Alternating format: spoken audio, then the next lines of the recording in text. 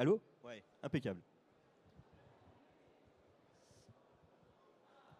Bonjour à tous, merci d'être venus. Donc aujourd'hui, on va vous parler d'essais cliniques et notamment sur les problématiques qu'il y a à l'heure actuelle de la recherche clinique au niveau français et comment on veut donc rendre les essais cliniques accessibles à tous. Et j'ai la chance d'être accompagné avec moi de deux grandes personnalités pour m'accompagner sur ce sujet. Donc avec Catherine Courble, si tu peux te présenter.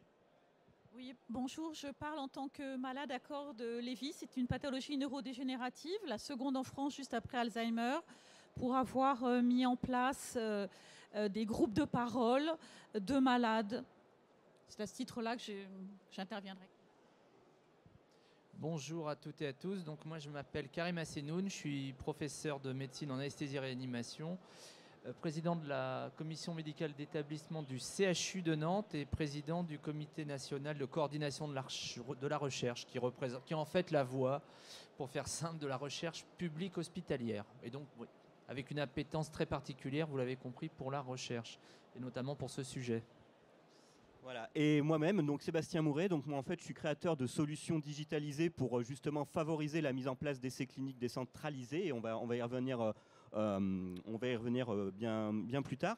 Mais tout d'abord, en fait, il y a un vrai sujet, hein, vous l'avez compris, il y a des sujets à la fois pour les industriels, pour les académiques et surtout pour les patients. Et là-dessus, j'aimerais bien que du coup, Catherine, tu nous expliques les enjeux pour les patients, qu'est-ce que ça représente aujourd'hui et quelles sont leurs difficultés aujourd'hui pour accéder à la recherche. Merci Sébastien. C'est vrai que participer à un atelier sur les essais cliniques, d'abord pour les malades victimes de pathologies neurodégénératives, c'est très positif parce que le malade de ce type de pathologie est souvent dévalorisé et sa parole est mise de côté, elle est voire volée parfois. Donc, il y a déjà un point positif, à savoir pouvoir s'exprimer et avoir une information. Mais très vite, en fait, cette petite satisfaction, eh bien, elle est couverte par un gros doute. Parce que pour les pathologies neurodégénératives, je ne connais pas les essais cliniques et je ne vois pas en France quels sont actuellement les essais cliniques, à tel point que autant il y a eu une feuille de route jusqu'en 2019 sur les pathologies neurodégénératives, autant depuis, il n'y en a pas eu. Il y a eu des travaux, mais ils n'ont pas abouti à une nouvelle feuille de route. Donc, tout de suite, un doute, une déception. Que sont ces essais cliniques pour les pathologies neurodégénératives ? Alors, il est évident qu'avec le vieillissement de la population, il y aura de plus en plus de pathologies de ce type-là, qui sont des pathologies incurables. Actuellement, pas de traitement. L'enjeu est donc maximum d'avoir accès aux essais cliniques. Être identifié comme porteur d'une pathologie neurodégénérative est paradoxalement un soulagement, parce que cela vient au bout de 2 à 3 ans d'errance médicale. Donc une période durant laquelle la personne, se sachant victime de problèmes de mémoire, de concentration, de motricité, de stabilité, de lucidité, eh bien pour autant n'a pas un diagnostic clair. Donc 2 à 3 ans d'errance médicale. Pour aboutir à un diagnostic qui est posé, et ce diagnostic, bien évidemment, qui constitue un séisme. Séisme parce que la personne sait qu'elle va devenir le fantôme d'elle-même, elle va perdre la parole, elle va perdre la motricité, elle va perdre la lucidité, elle va aller jusqu'à perdre la propreté. Autant de caractéristiques qui ont fait que la personne est passée d'un statut d'enfant vers un statut d'adulte, et là on a applaudi, mais en faisant marche arrière, eh bien, la personne deviendra le fantôme d'elle-même. Donc c'est un séisme d'être victime d'une pathologie neurodégénérative. Séisme personnel, professionnel bien sûr, parce que la personne perd son travail. Séisme social, puisque tout à coup, quand je parlais d'une parole dévalorisée, d'une parole volée, la parole d'un malade victime d'une pathologie neurodégénérative n'est pas considérée comme valable, comme pouvant être entendue, prise en compte. Et puis, séisme familial, puisque tout à coup, le conjoint va passer d'un statut d'aimant à un statut d'aidant, pour lequel il n'est pas du tout préparé. Les enfants s'ils sont encore relativement jeunes, vont aussi vivre ce séisme, puisque ça va impacter leur évolution vers un adulte, voire leur scolarité. Et idem pour le parent, quand le malade est encore relativement jeune, puisque lui-même, parent étant dans son 3e ou son 4e âge, il a besoin d'être aidé. Donc on voit bien que cette pathologie neurodégénérative, elle crée un séisme multiforme. Donc bien évidemment, le patient, il va attendre de l'information sur l'innovation médicale, sur les éventuels essais cliniques. Mais très vite, il y a une inégalité totale. L'inégalité, d'abord, constitue l'accès à l'information. Très peu de malades neurodégénératifs, parce qu'ils ont un accès à Internet, parce qu'ils ont une maîtrise de l'anglais, vont pouvoir trouver quelques informations sur les traitements, sur les essais, et creuser. Encore faut-il, donc première source d'inégalité, elle est tout à fait sociale, avoir cette maîtrise de l'anglais, avoir l'accès à Internet. Deuxième cause d'inégalité dans l'accès à ces essais, et aux innovations et à l'information, elle est géographique. Si le malade se situe loin d'un centre régional, d'un centre universitaire, il ne sera pas en contact avec des professionnels qui eux-mêmes ont l'information sur les dernières innovations. L'inégal accès aux informations, il est aussi lié à la relation avec le professionnel de santé. Le médecin traitant, pour peu qu'il n'ait pas souhaité orienter sa formation continue sur les pathologies neurodégénératives, n'aura pas lui-même accès à ces informations sur l'innovation. Donc le malade, corrélativement, n'aura pas ces informations. Et puis, dans sa relation avec les professionnels de santé, j'évoquerai le fait que les professionnels travaillent en silo et que le kinésithérapeute qui peut suivre un malade neurodégénératif ne communiquera pas avec son ergothérapeute, qui ne communiquera pas avec le neurologue, qui ne communiquera pas avec l'ergothérapeute et pas avec le médecin traitant. Donc ce fonctionnement en silo, alors qu'on pourrait légitimement attendre un fonctionnement en synergie entre les professionnels de santé, font que là encore, les professionnels eux-mêmes n'ont pas accès et ne peuvent pas communiquer sur les innovations et les essais cliniques et ne peuvent pas en faire bénéficier le malade neurodégénératif. Donc on voit que ces inégalités géographiques, sociales, de fonctionnement de notre système de soins actuellement pénalisent les pathologies neurodégénératives qui vont aller crescendo par le vieillissement de la population et par détection aussi de plus en plus précoce. On va sortir de cette image du malade qui est à un stade sévère et qui est dans son 3e ou dans son 4e âge pour avoir des malades qui sont beaucoup plus jeunes et qui ont envie, bien évidemment, de vivre le plus tard possible cette situation, de devenir le fantôme de soi-même, et donc qui vont être en attente d'accès aux essais cliniques. Donc la question, c'est qu'est-ce qui est possible et qu'est-ce que ScreenAct, professeur, vous nous proposez? Effectivement, oui, c'est... donc effectivement, il y a un truc quand même que je voulais rebondir dessus, c'est qu'effectivement, quand on est malade, est-ce qu'on accepte de participer à un essai clinique? Enfin, est-ce qu'on serait absolument motivé pour y participer, même si c'est loin? Parce qu'il y a aussi une difficulté géographique et mobilité. Enfin, quand on est malade, on peut participer à un essai clinique, mais la distance est souvent problématique pour accéder à des essais cliniques qui sont souvent dans des centres experts et très souvent éloignés du domicile du patient, quoi. Ouais, l'inégalité géographique est véritablement problématique, d'où l'intérêt de la digitalisation et de l'information en ligne. Alors, à propos d'information en ligne, j'ai découvert récemment la plateforme Dr Memo qui permet justement d'avoir une première information. Et c'est le genre d'exemple très concret qui va nous permettre d'avoir déjà un questionnaire et de pouvoir savoir si vraiment il y a une pathologie neurodégénérative après une coordination va s'imposer et donc des consultations, mais déjà avoir une détection précoce, ça c'est positif. Mais pour rebondir sur ta question, il est clair que certains malades qui ont encore la lucidité d'accepter un risque vont être partants pour faire partie de cohortes. Encore faut-il qu'ils aient l'information sur la cohorte. Donc la question encore du rapprochement d'un centre est essentielle.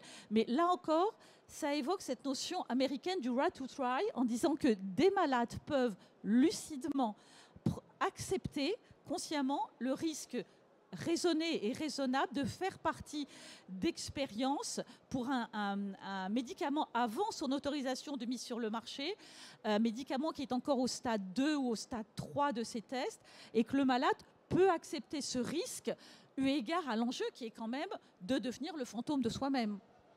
Mais là encore, ça évoque cet accès. Encore faut-il avoir l'information avec parfois une loi qui, au lieu de protéger le malade, va quasiment lui nuire, puisqu'on sait à quel point les cohortes sont difficiles à concevoir, pour n'oublions pas des malades qui eux-mêmes sont en perte de lucidité. Donc là, c'est ta partie, Karim. C'est justement, il y a des enjeux à la fois pour les patients, mais il y a aussi des enjeux pour les établissements et la recherche clinique de manière globale. Complètement. Merci beaucoup pour ce témoignage. On a eu l'occasion d'échanger. Effectivement, tout ce que vous dites est évidemment vrai, et notamment concernant ces difficultés que, très honnêtement, j'ai dans une certaine mesure un petit peu appris, parce que moi j'exerce en CHU très clairement. Je suis au centre du réacteur, si j'ose dire, de la production de recherche institutionnelle. Pour autant, et vous l'avez très bien souligné, je ne me rendais pas compte. Alors certains de mes collègues, enfin la plupart de mes collègues dans les CHU au moins, et dans une certaine mesure dans les CLCC, ne se rendent pas compte de la difficulté que des patients, notamment pour des pathologies chroniques telles que celles pour laquelle vous êtes atteinte et l'association que vous représentez, ne se rendent pas compte des difficultés d'accès. Alors, je vais redécliner un petit peu ce qui vient d'être dit. Première chose, effectivement, il faut qu'on sache que le Covid, je mesure mes mots en vous le disant, mais ça a été une opportunité extraordinaire au moins pour se rendre compte qu'on avait le devoir d'accélérer les processus justement de traitement. Ça passe par tout ce qu'on est en train de se dire et par les processus de décentralisation des essais. Et puis le Covid est passé, effectivement on est retombé sur un exercice plus régalien de la recherche.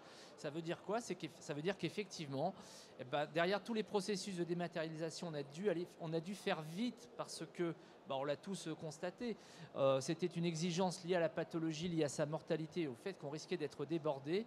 Pour autant, il y a un certain nombre d'exigences réglementaires, éthiques qui nous ont rattrapés maintenant. Alors, plusieurs choses sur cette slide.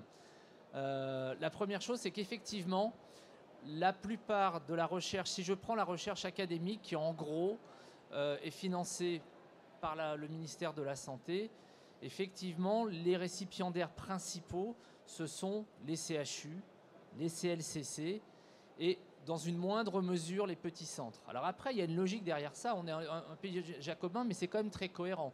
C'est de se dire, sur un territoire donné, vous avez un établissement support qui va pouvoir concentrer toutes les ressources nécessaires pour pouvoir faire de la recherche sur son territoire.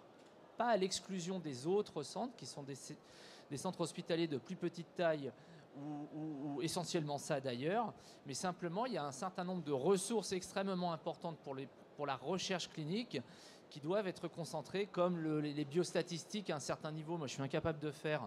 Et donc ça doit rester une exigence des centres, ce qu'on appelle des centres supports. Pour autant, et vous avez tout à fait raison, il y a toute la patientèle d'un territoire donné qui n'est pas simplement le centre-ville des grandes villes, pour lequel on se doit de pouvoir proposer des traitements innovants, pour le même type de traitement finalement que pour tout Français qui habiterait dans un centre-ville. Alors, les solutions pour ça, il y en a plusieurs. Certaines sont déjà pérennes. Le premier exemple, c'est la création par le ministère de l'Enseignement supérieur et de la Recherche de médecins qui font de la recherche et qui font du soin. Ce sont des chefs de clinique territoriaux qui justement vont, pour 50% de leur activité, exercer en consultation dans ces centres qui ne sont pas des centres CHU. Et qui, de ce fait-là, donc c'est un premier exemple, c'est important à comprendre, il y a la décentralisation, la dématérialisation telle qu'on la comprend, c'est-à-dire, on n'écrit plus, mais on passe par un certain nombre d'exigences réglementaires qui peuvent se faire par les moyens informatiques actuels, et puis vous avez la décentralisation physique. Et dans ce cadre-là, donc ces médecins peuvent recruter, par exemple, il peut y avoir des neurologues donc dans des centres périphériques qui, justement, dans le cadre d'un suivi, sont à même de proposer les protocoles de recherche ou les protocoles de phase précoce, de phase 2, de phase 3, qui existent justement dans l'établissement support, qui peuvent le proposer à la patientèle d'un territoire pour laquelle le CHU est à, c'est ce qu'on écrit ici, sont à 1 heure ou 2 heures du CHU. C'est a fortiori très important, effectivement, toutes les pathologies chroniques, bien entendu, a fortiori les pathologies oncologiques. Donc ça, c'est la première partie. La deuxième partie, effectivement, là on touche aussi au cœur de cible, ça sera peut-être évoqué après, c'est tout ce qui est décentralisation, dématérialisation des essais. Donc là, ça regroupe un nombre de choses relativement importantes. C'est la possibilité de faire de la signature à distance. Vous avez tous utilisé peut-être DocuSign, on le fait pour la banque, donc on a le droit de se poser la question pourquoi on ne peut pas le faire pour la médecine. Alors on sait pourquoi, il y a quand même quelques exigences réglementaires, quelques exigences éthiques qui nous obligent à avoir un certain nombre de garde-fous. Pour autant, ça doit être possible, c'est possible, et on doit pouvoir le proposer dans un délai raisonnable. Je vous en dirai peut-être un mot tout à l'heure. La deuxième chose, de la même manière, quand on fait un protocole de recherche avec un médicament qu'on teste dans 6, 7, 8 centres en France, il faut un certain nombre de visites pour colliger les données cliniques des patients, pour regarder un peu comment se passe le traitement. Tout actuellement se fait en physique. Ça veut dire que le centre investigateur va envoyer à l'autre bout de la France des personnels pour aller vérifier les données. Il est bien entendu qu'on a des moyens techniques et technologiques à notre disposition actuellement qui nous permettraient, pas pour toutes les visites, il y a un moment où il faut se voir quand même dans la vie comme on le fait aujourd'hui. C'est plus sympa, je pense, que si j'étais sur l'écran. Mais néanmoins, il y a un certain nombre de visites, bien entendu, qu'on devrait pouvoir dématérialiser. Parce que de la même manière, et là je rebondis avec ma casquette hospitalière, vous imaginez bien qu'en termes d'attractivité pour les personnels, ce n'est pas la chose la plus attractive non plus que d'aller se balader à l'autre bout de la France pour des missions qu'on pourrait réaliser depuis son écran. Donc vous voyez, c'est tous ces aspects-là, en fait, qui vont faire la recherche, qui vont faire, je l'espère, enfin j'en suis même certain, il faudra voir les délais, on pourra en discuter, la recherche de demain, et notamment, encore une fois, le starter de ça est vraiment la prise de conscience française et européenne, je pourrais en redire un mot, ça a été vraiment l'épidémie de Covid. Et on a accéléré, j'ai des exemples, mais pour l'instant, je suis d'accord avec vous, on n'est pas encore à quai pour pouvoir proposer à l'ensemble de nos concitoyens, justement, tous les protocoles de recherche dont bénéficient généralement les citadins des grandes villes qui sont proches d'un CHU. Et non, mais pour rebondir là-dessus, moi, ce que j'ai bien aimé, c'est qu'effectivement, pour pouvoir décentraliser les essais cliniques, c'est clair qu'il ne faut pas juste dire on va mettre l'essai clinique dans un établissement périphérique. Il faut qu'on ait les moyens techniques, humains et matériels pour pouvoir justement apporter ça.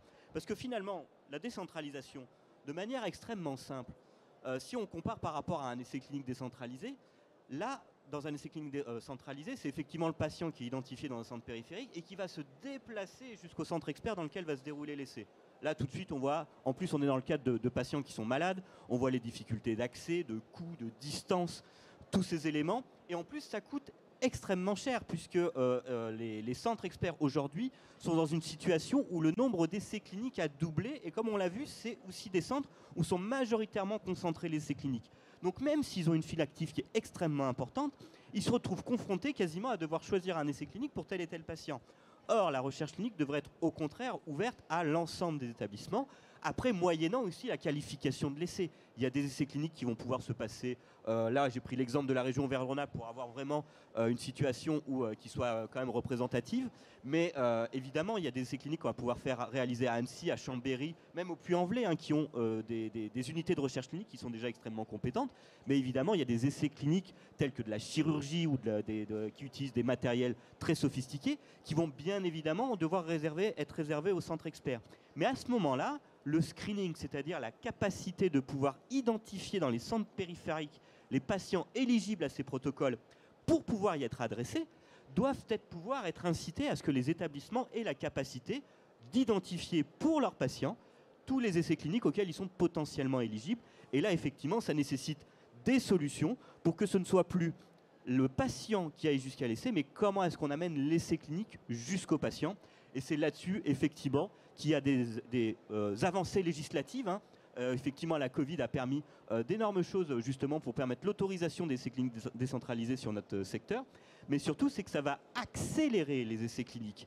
Et là, du coup, ça a un autre impact. Là, on parle d'inégalité sociétale, de réduire les inégalités d'accès.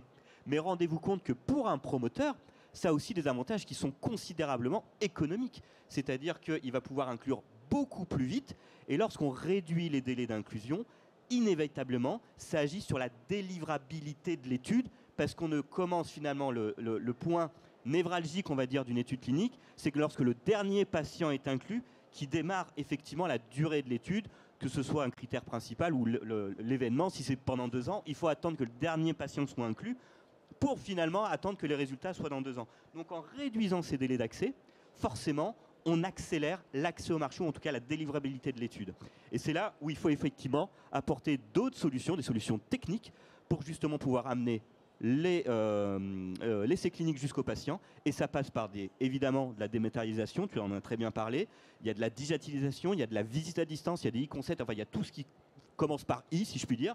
Mais il y a également aussi cet apport humain, puisque les centres périphériques n'ont peut-être pas la capacité structurelle suffisante en ressources humaines pour pouvoir accompagner l'essai clinique. Et donc c'est un véritable accompagnement qui doit être coordonné à la fois par les centres experts, de façon à ce qu'on puisse démocratiser ces essais cliniques décentralisés. Et là, je pense que là-dessus, c'est vraiment ce que tu veux faire, quoi. Oui, alors sur cet aspect-là, il faut bien comprendre qu'effectivement, il y a 2 choses. Il y a l'aspect RH qui est important. Il faut aussi bien comprendre que globalement, vous le savez, on en parle beaucoup en ce moment, des économies dans le budget de l'État, ça veut dire aussi que l'enveloppe, elle est fermée. Donc ça veut dire qu'effectivement, tout ce qui peut nous permettre, a priori et non pas a posteriori, de faire un screening de patients potentiellement incluables dans des essais, c'est très important, parce que toutes les ressources qu'on mettra à l'endroit B, on ne mettra pas à l'endroit A. Donc il n'est pas non plus question de, par rapport à un établissement support où on a un nombre de ressources considérables, RH et essentiellement, mais pas seulement, et en moyens logistiques et logiciels, on ne peut pas non plus le déployer. Il ne faut pas faire croire aux gens qu'on pourra le déployer dans tous les établissements de santé du territoire. Pour autant, effectivement, d'ailleurs on s'en est tous émus, la part que la France, la part du PIB que la France consacre à sa recherche est globale, et globalement particulièrement à la recherche biomédicale, n'est pas suffisant actuellement. Une fois que je vous ai dit ça, c'est comme ça, il va falloir faire avec. Ce qui est très important, à mon sens, à considérer, c'est 2 choses. C'est effectivement, ça c'est un aspect contractuel, c'est institutionnel, c'est pas tellement notre sujet aujourd'hui, mais c'est qu'il faut quand même que vous sachiez que dans la plupart des établissements, il y a 32 CHU en France, et pour la plupart d'entre eux, il y a déjà une contractualisation qui se fait avec les centres périphériques, aussi pour faire de la recherche, avec une projection de personnel, justement pour recruter des patients.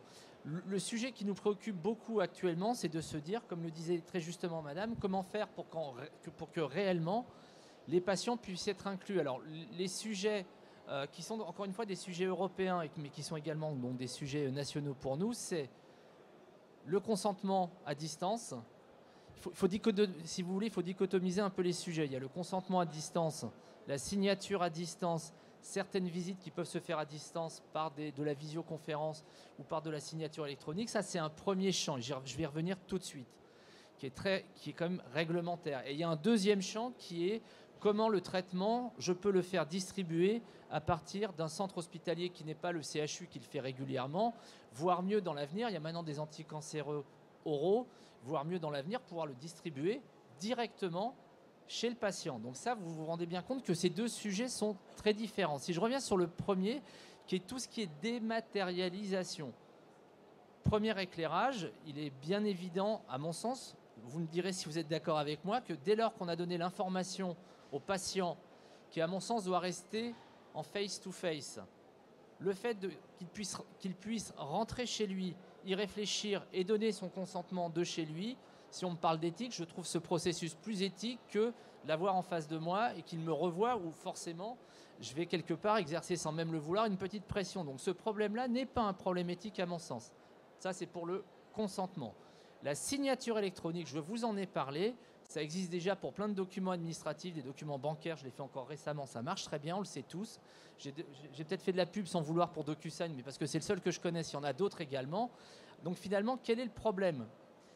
Le problème vient du fait que on est en état de droit, et heureusement, et que donc tout ce qui touche à l'éthique, tout ce qui touche aux patients et aux relations patients, médecins et institutions derrière ça, c'est régi par des méthodologies de référence. Les méthodologies de référence, c'est les méthodologies de la CNIL. Donc là, il y a eu un énorme accélérateur de particules depuis le Covid et on a fait du dérogatoire et maintenant on essaie de re-rentrer dans les clous. Ça veut dire quoi en pratique? Ça veut dire qu'effectivement, il faut faire évoluer ces fameuses méthodologies de référence. Donc ça veut dire que ce sont, je ne vous fais pas de langue de bois, ce sont des groupes de travail avec des représentants des institutions, du ministère de la Santé, des industriels, des patients, etc., etc., pour permettre que ce ne soit plus dérogatoire. Actuellement, si vous voulez faire de la dématérialisation ou de la décentralisation, comme la méthodologie de référence de la CNIL n'a pas été validée, il faut qu'à chaque fois, on ressollicite le CPP, qu'on ressollicite la CNIL pour un protocole donné pour faire ces processus. C'est une aberration, je ne vais pas vous dire le contraire, je le pense également. On a quand même avancé puisque depuis le début de cette année justement, et le rendu sera fait en juin, enfin j'y veillerai, ça ne dépend pas que de moi, si ça dépendait que de moi, bon bref, je vais essayer de ne pas me faire virer non plus, mais le sujet derrière ça, c'est de se dire que les recommandations pour faire évoluer ces méthodologies de référence, qui impliquent donc, vous l'avez compris ce que je vous ai dit, le ministère de la Santé et ses différentes branches, toutes les institutions qui sont impliquées, les industriels, les patients, les docteurs, ça doit être rendu en mai. Et on espère, mais ça ne dépend pas de nous, on espère que la CNIL pourra les valider. Mais il y a quand même un motif d'espoir, c'est que normalement on devrait atterrir pour la plupart de ces problématiques-là, je l'espère, je ne vous fais aucune promesse, mais je l'espère, pendant l'année 2024. Quand on entend dire qu'en Europe, si on prend les grands pays qui font de la recherche en Europe, ces problèmes-là sont résolus, c'est faux.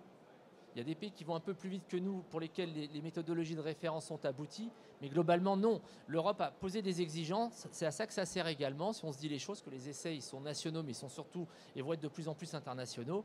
Donc, tous ces process sont en cours dans tous les différents pays. Dernier éclairage, je suis bavard, et après je m'arrête, sur les 86% d'essais cliniques qui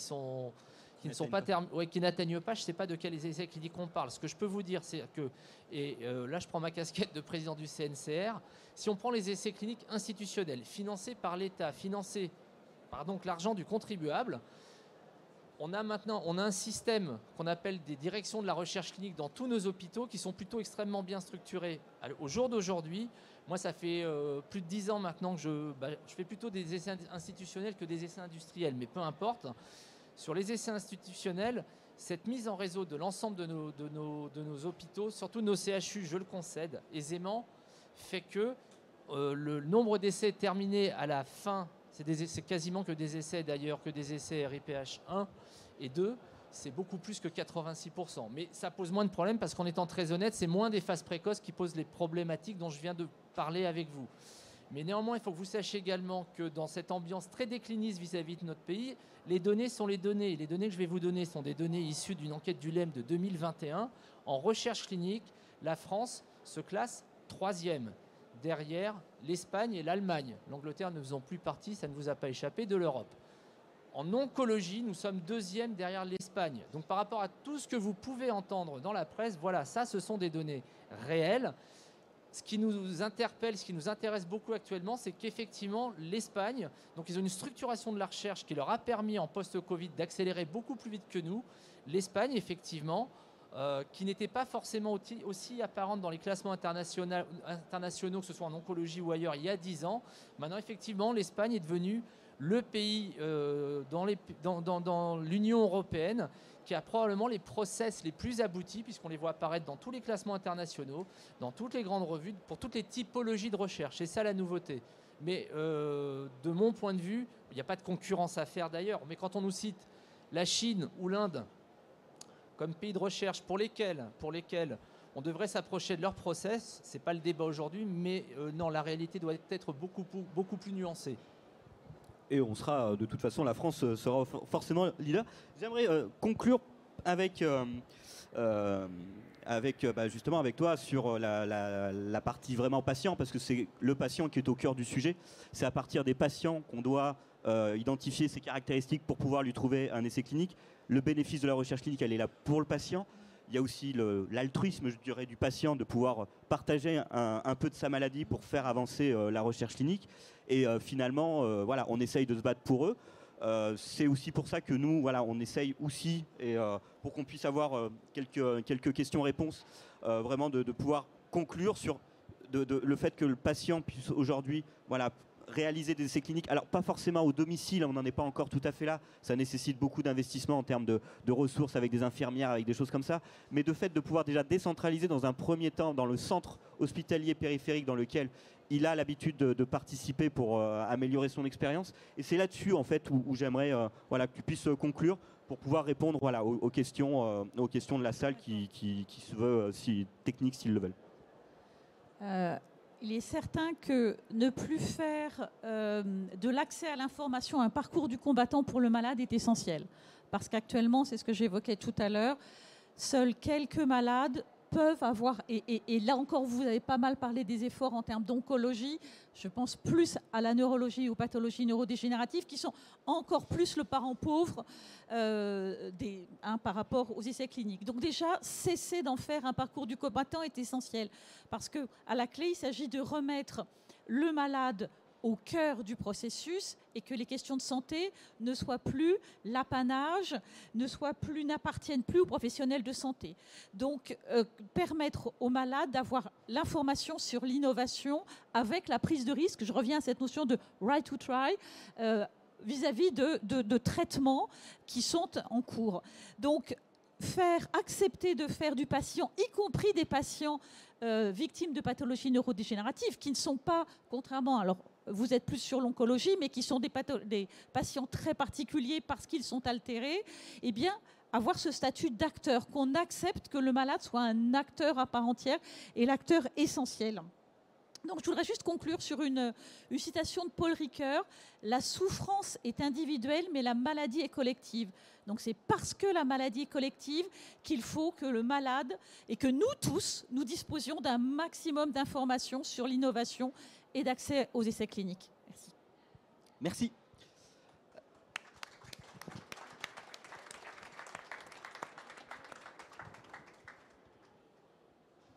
Alors, y a-t-il des questions ?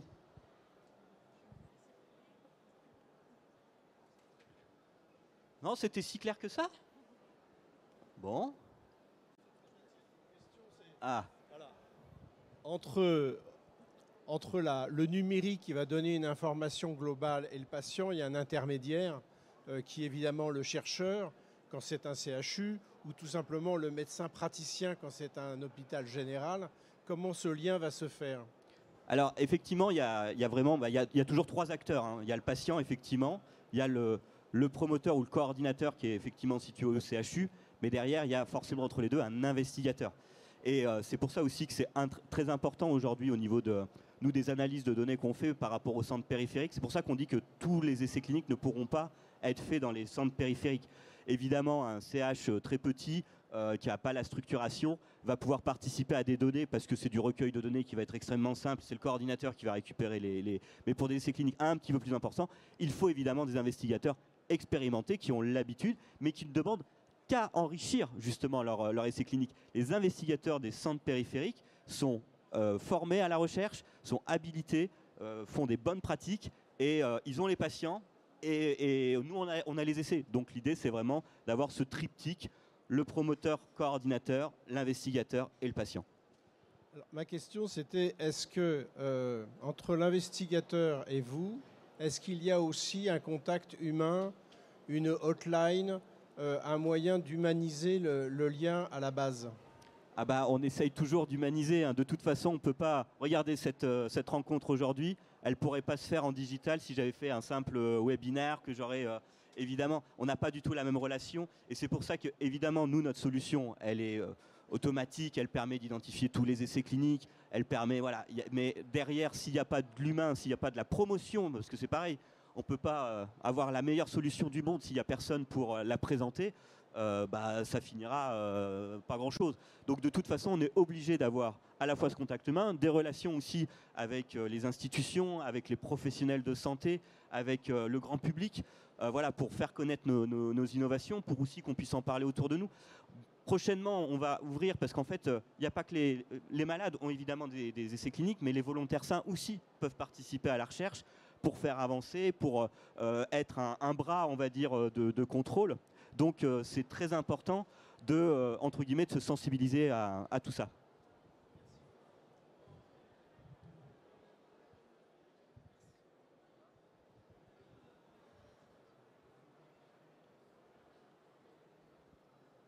Bien, on a 2 minutes d'avance, donc impeccable. Il n'y a pas de dernière question, c'est tout bon. S'il n'y a vraiment aucune autre question, c'est celle des patients qui sont en ville et qui ne sont pas forcément à l'hôpital. Et là, je me tourne vers le professeur Karim Assenoun, avec ses fonctions nationales. Comment ouvrir la recherche à la ville? Alors, pour ouvrir la... Merci Gilles, très bonne question. Pour ouvrir la recherche à la ville, on retombe sur deux problématiques. La première, mais bon, qui dépasse largement le champ de mes compétences, c'est le problème des déserts médicaux actuellement, qui est quand même une réalité. Et puis la deuxième problématique, c'est celle que j'ai évoquée concernant tous les process, là pour le coup de dématérialisation et de décentralisation. Et comme le disait très justement Madame, un sujet qui n'est pas suffisamment abordé, c'est l'information à l'ensemble de la communauté médicale, finalement, des protocoles qui peuvent exister dans les disciplines. Ce qui nous demande un effort à tous, parce que ce qu'on nous a reproché pendant le Covid, je parle de la recherche française et la recherche publique particulièrement, c'est qu'on a enregistré sur la base Clinical Trial un nombre d'études qui est tout à fait colossal, mais qui probablement n'a pas été suffisamment bien régulé. Vous voyez ce que je veux dire? De la même manière, il faudrait qu'on soit capable, c'est toujours une difficulté qu'on a, de pouvoir, par grand champ pathologique, effectivement, pouvoir fournir aux médecins traitants les protocoles de recherche, de soins. Et je ne pense pas que ça, pour le coup, le verrou technologique soit tout à fait colossal. Ça devrait pouvoir se faire de manière assez simple. Et puis après, une fois muni de ces informations-là, en plus là, Gilles, et tu le sais mieux que moi, là, le relationnel est relativement simple, parce que là, on parle justement d'une médecine de ville, pour laquelle d'emblée, il y a je pense, un rapport de confiance qui est déjà établi de fait. Et donc, c'est vraiment, je pense, le chaînon manquant, ce que vous disiez, c'est-à-dire la communication déjà auprès des professionnels, avant même les patients, qu'on puisse vous les proposer. Il faut déjà qu'on les connaisse et qu'on ait plus les approprier. C'est tout à fait ce que j'essayais d'évoquer tout à l'heure, à savoir la formation médicale continue, qui ne permet pas... Voilà, il y a la formation initiale, mais la formation médicale continue fait que tout simplement, un neurologue qui est en fin de carrière sur des pathologies, je pense à la pathologie, la maladie à corps de Lévy, qui est une maladie dont on ne parlait pas tellement il y a 50 ans, dont on parle beaucoup plus maintenant, il n'aura pas toutes les informations et il ne pourra pas faire un diagnostic rapide et donc mettre le malade vers un traitement qui sera juste un traitement de ralentissement. Donc formation médicale continue, tout à fait, oui. Ce verrou technologique, il existe. C'est nous qui l'avons fait avec justement la structuration de Clinical Trial et des bases de données, justement parce que c'était le problème en fait qu'il y avait, c'est que quand on dépose des dossiers au niveau des annuaires d'essais cliniques, il n'y a pas de structuration entre guillemets des données. Les CHU ont des noms différents, les noms des investigateurs et on met pas l'email, alors que nous, quand on est dans l'industrie, on a des numéros de SIRET pour chaque entreprise. Et ça, en fait, c'est le gros drame finalement de la recherche clinique, c'est qu'on est resté sur des choses un petit peu habituelles et on a fait évoluer le système avec un nouveau système d'essais cliniques. Et même ça, simplement le fait de mettre un numéro finesse sur l'établissement pour savoir dans quel établissement se déroule l'essai clinique, ou un numéro RPPS pour identifier les médecins, ou même une standardisation des maladies. C'est le problème aussi, c'est que les maladies, les médecins leur donnent des noms différents, des acronymes. Et en fait, c'est tout ça que nous, grâce à l'intelligence artificielle, on a pu structurer justement pour pouvoir les labelliser et enfin de pouvoir justement les rapprocher ensemble dans un annuaire intelligent. Et merci, vas-y. Non, c'était juste dire, oui, par rapport à... Je reformule pour la partie pas de verrou technologique. C'est pour reprendre la FMC, c'est-à-dire qu'on sait quand même, à l'heure actuelle, si on regarde toutes les facultés de médecine, puis les professionnels et les chercheurs, on sait quand même, par grand champ disciplinaire, quels sont les grands essais en cours actuellement. Mais voilà, ça renvoie à nos égos et ça renvoie aux égos parfois des institutions. On sait quels sont les grands essais de phase 2, de phase 3 qui ont en cours dans le pays. On n'a pas 50 par pathologie. Première chose, de la même manière, en termes de base de données, il y a également ce que les Anglais font actuellement mieux que nous, c'est-à-dire de concentrer les efforts sur 1, 2, 3 bases de données, et pas chacun dans son coin. Je peux faire ma base de données demain, hein, rien ne m'en empêche, hein, ça ne servira à rien. Je me serais fait plaisir, puis je ferai une petite publication à la fin. C'est vrai que c'est plus notre responsabilité collective. C'est ça que je voulais dire. Je t'en prie. Bon, bah écoutez, merci à tous pour être venus.